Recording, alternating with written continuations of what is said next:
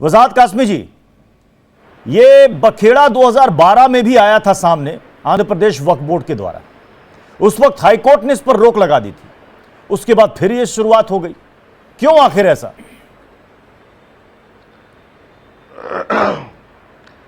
देखिए प्रत्युष भाई, मैंने सिर्फ 1 से 1.5 मिनट बात करनी है और उसको थोड़ा ध्यान से बहुत बारीकी से समझेंगे तो मेरे ख्याल सभी को समझ आ जाएगी। ये 2 मुद्दों को एक साथ जमा किया गया है, एक तो है मजहबी मसला और एक है पॉलिटिक्स, सियासी मामलात। पूरी दुनिया में अरब कंट्रीज से लेकर के या मुस्लिम ममालिक से लेकर के या भारत या पाकिस्तान में, पूरी दुनिया में जितने भी मुसलमानों के फिरके हो सकते हैं, कोई एक भी फिरका, ये मैं आपकी जानकारी के लिए बता रहा हूं, कोई एक भी फिरका अहमदिया को मुसलमान नहीं मानता। ईमान की बुनियाद जिन चीजों पर है उसमें सबसे अहम चीज है कि मोहम्मद रसूलुल्लाह सल्लल्लाहु अलैहि वसल्लम को आखिरी नबी मानना, वो उनके यहां नहीं है। ये तो है मजहबी मसला। और वक्फ बोर्ड को किसी तरह का भी इख्तियार है ही नहीं कि किसी के बारे में वो कहे कि वो मुसलमान है या नहीं है। वक्फ बोर्ड एक नीम सरकारी बॉडी है। ये काम मुफ्तियों का है, ये मजहबी इस्लाम के स्कॉलर्स का है जिनके पास अथॉरिटीज हैं पूरी दुनिया में।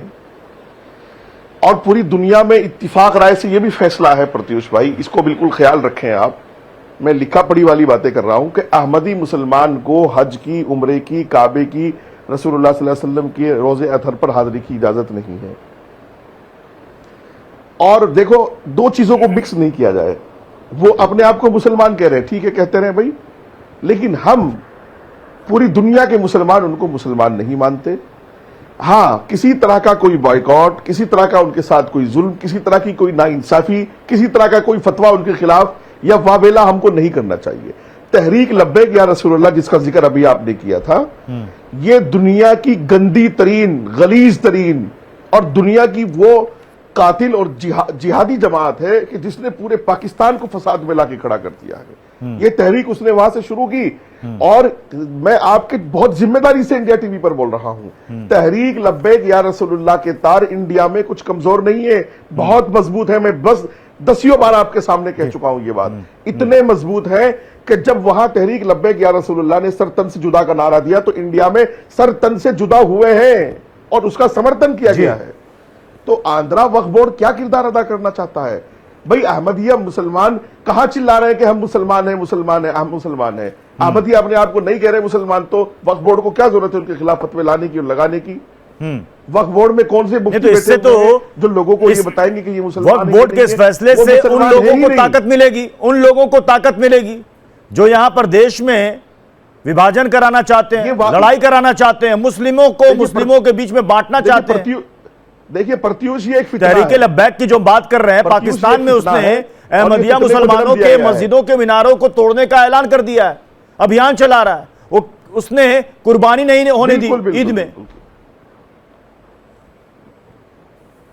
मैं कह रहा हूं कि ये एक बहुत बड़ा फितना है, इसके तार वहीं से जुड़ेंगे, तहरीक लब्बैक या रसूलुल्लाह से। आप जांच करा लीजिएगा। तहरीक लब्बैक, मैं बार बार कह रहा हूं, मैंने चिट्ठियां लिखी है अपनी सरकार को कि तहरीक लब्बैक या रसूलुल्लाह की जड़ें इंडिया में बहुत मजबूत हैं। सर तन से जुदा का नारा वहां दिया गया था तो हमारे देश में धड़ाधड़ कई तन सर से जुदा हुए हैं और सरकार ने फिर उन पर कार्रवाइयां बिठाई हैं। तो मैं कह रहा हूं कि ये फितना है। भाई पूरी दुनिया के लोग उनको मुसलमान नहीं मानते, बात खत्म हो गई, वो मुसलमान है ही नहीं। आप क्यों फतवे लगा रहे हो? आप तो नीम सरकारी बॉडी हो, आपको अधिकार नहीं किसी पर फतवा लगा। दानिश कुरैशी, 2 चीजें तो क्लियर हैं। एक तो वक्फ बोर्ड को कोई अधिकार नहीं है कि वो किसी को यह बताए कि तुम मुस्लिम हो, तुम मुस्लिम नहीं हो। सर्टिफिकेट देने वाला वो नहीं है, ना ही उसके अधिकार में आता है। तो अब सवाल है कि एक फतवे को आधार बनाकर दूसरी मर्तबा यह प्रस्ताव लेकर आना, यह क्या कहता है दानिश साहब? देखिए, अगर सवाल ये किया जाए कि वक्फ बोर्ड का कोई इख्तियार नहीं है, तो ये इख्तियार आप देख लीजिए मिनिस्ट्री के पास भी नहीं है जो वो ये दावा करती है। मिनिस्ट्री की तरफ से जो बात कही जा रही है, तो किसी भी रिलीजियस मैटर में उनको इंटरवीन करने की जरूरत नहीं है। रह गई बात, आपने जो बात की कानूनी बात, तो मैं कानूनी बात का जवाब ये देता हूं कि देश में संविधान लागू है और उसी कानून के मातहत उसके पास सारी इजाजत है। आप किसी पर जुल्म ज्यादती नहीं कर सकते। लेकिन मेरी अगर कोई सोच है तो ये मेरे लिए है, मेरी वजह से आपको किसी तकलीफ नहीं होनी चाहिए। लेकिन अगर मैं कुछ मानता हूं तो उसमें आप इंटरवीन नहीं कर सकते। रह गई दूसरे नंबर की बात, मैं आपको बताऊं, पिछले साल आलिया भट्ट और रणवीर कपूर महाकाल के मंदिर में जब पहुंचे थे तो उन पर पाबंदी लगा दी गई थी। तब किसी ने सवाल पूछा था उनसे कि उनको हिंदू माना जाएगा या नहीं माना जाएगा? दरअसल जो तरीके से उनको रोका गया था वही तरीके से ये वक्फ बोर्ड ने जवाब दिया है। तो वक्फ बोर्ड सवाल करता है तो आपको परेशानी है, लेकिन अगर महाकाल के मंदिर में पूछा जाएगा आलिया भट्ट से और रणवीर से तो सवाल नहीं होगा। अच्छा, तो महाकाल के मंदिर में पूजा अर्चना नहीं हुई थी? काशी विश्वनाथ में पूजा अर्चना नहीं की थी? दानिश कुरैशी साहब ये कहना चाहते हैं कि वक्फ नहीं बोर्ड का फैसला जायज है। काशी विश्वनाथ मंदिर में पूजा अर्चना नहीं की थी रणबीर और आलिया ने? ये देख लीजिए रणबीर और आलिया ने काशी विश्वनाथ में पूजा अर्चना नहीं की थी क्या? बिल्कुल देख लीजिए आप। अब आप बताइए तो दरअसल दिक्कत क्या है कि आप अगर किसी एक बॉडी को टारगेट में लेकर आएंगे तो सवाल के घेरे में लाने की बात ठीक नहीं है। आप होते कौन है? आप होते कौन है सर्टिफिकेट देने वाले कि कौन मुसलमान है और कौन मुसलमान नहीं है, कौन इस्लाम मानेगा और कौन नहीं मानेगा? ये सर्टिफिकेट देने के लिए आपको अल्लाह ने कोई चिट्ठी भेजी है क्या? एक तरफ ये all India Muslim personal law board और जितने भी सो कॉल्ड मुसलमान हैं एक तरफ कहते हैं कि मस्जिद अल्लाह का घर है और दूसरी तरफ फिरका परस्ती के नाम पर मस्जिदें तोड़ी जा रही हैं। ये कौन सी अच्छी बात है? एक तरफ आप कहते हैं हम संविधान मानेंगे लेकिन सिर्फ फ्रीडम ऑफ स्पीच मानेंगे, लेकिन आर्टिकल 44 नहीं मानेंगे, हम यूसीसी नहीं मानेंगे। भाई अपनी फ्लेक्सिबिलिटी के हिसाब से आप ट्विस्ट एंड टर्न करेंगे, ये कौन सी बात है? कौन से अल्लाह ने कौन सी चिट्ठी आपको भेजी है कि हम सर्टिफिकेट फाड़ेंगे कि कौन मुसलमान है और कौन मुसलमान नहीं है? अब आप खामोश हो जाए तो मैं जवाब दूं। जी करो। कुरान ने कहा है ना। जी दानिश भाई जवाब दीजिए।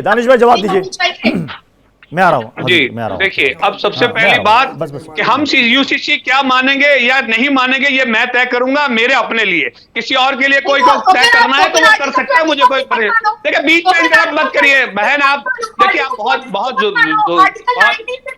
जोश रहती है, थोड़ा सी किसी की बात को सुना भी करिए। मुसलमान बलात्कारियों के शरिया लॉ के हिसाब से सजा दो, करो ना सुप्रीम कोर्ट फाइल कि जितने भी मुसलमान बलात्कारी हैं उसको हम शरिया लॉ के हिसाब से सजा देंगे। करें आप ये सुप्रीम कोर्ट में पीआईएल फाइल, तब तो कहते हैं कि नहीं बेल की संभावना है इसलिए हम इंडियन पिनल कोड मानेंगे। भाई ऐसा तो नहीं चलेगा।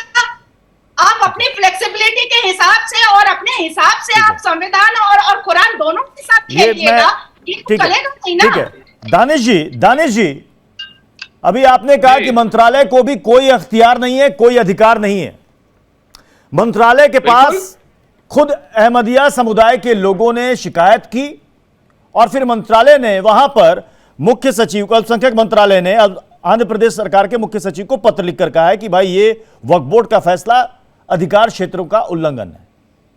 वक्फ बोर्ड 1955 एक्ट के तहत उन्होंने कहा कि यह गलत है।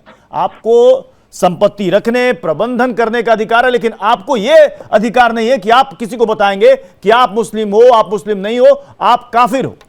यह आप नहीं बता सकते। यह नफरत फैलाने वाली बात होगी। अब मैं यह पूछना चाहता हूं कि खुद अभी आप कह रहे हैं ना कि साहब वहां मंदिर में रोक दिया गया, यहां रोक दिया गया, किसी ने क्यों नहीं कहा? कई बार इस पर हमने बहुत चर्चा की है कि शनि सिंगणापुर मंदिर में महिलाओं को क्यों नहीं जाने दिया जाता, फला मंदिर में क्यों नहीं जाने दिया जाता, इसको लेकर खूब बहस होती है। लेकिन जैसे ही मुस्लिम कम्युनिटी के अंदर किसी बात पर बहस होती है तो साहब इस पर आप कुछ नहीं बोल सकते, आप इस पर बोल ही नहीं सकते, यह हमारा मसला है। इस मसले पर खुलकर चर्चा होनी चाहिए। क्यों नहीं होनी चाहिए? अगर अहमदिया समुदाय के लोगों को लग रहा है कि इस फैसले से उन पर खतरा हो सकता है तो क्यों नहीं अपनी शिकायत रखेंगे? भाई इस देश ने उनको ये अधिकार हक दिया हुआ है जो पाकिस्तान में नहीं है। हम ये हिंदुस्तान में रहते हैं साहब, हम इसको पाकिस्तान क्यों बनने दें?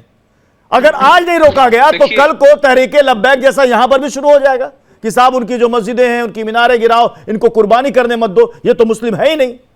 और उसके बाद कुछ सिरफिरे आएंगे, पूछेंगे कि तुम कौन हो, तुम मुस्लिम हो कि अहमदिया हो? जैसे बताएगा अहमदिया, गोली मार देंगे, जो पाकिस्तान में होता है।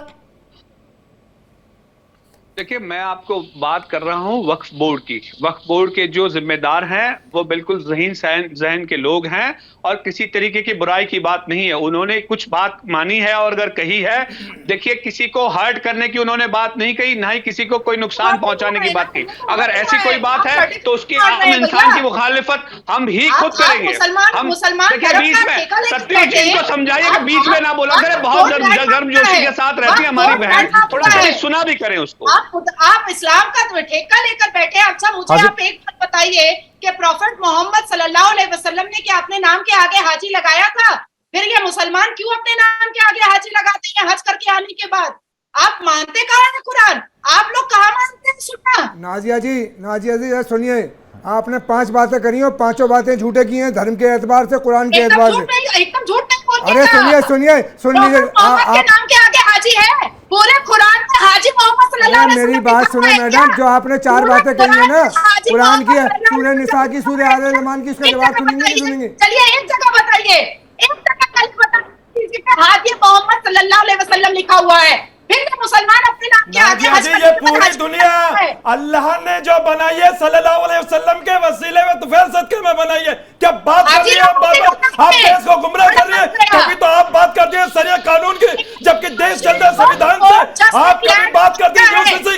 ये देश संविधान के अंदर यूसीसी के जो आपने 44 की बात करी, तो उसी में मैं आपको बता दूं आर्टिकल 25-29 हमें रिलीजियस हमारे अधिकार देता है। इस बात को भी आप कीजिए, लेकिन देश को आप गुमराह कर रहे हैं। आपने सल्लल्लाहु अलैहि वसल्लम का नाम लेकर और उनके आगे हाजी नाम लेकर कर रही है। आप क्या कहना चाहते हैं नाजिया जी? आप देश को क्या करें? पूरी कुरान को आप मिसयूज कर रहे हैं। आप तो कुरान को मिसयूज कर रहे हैं।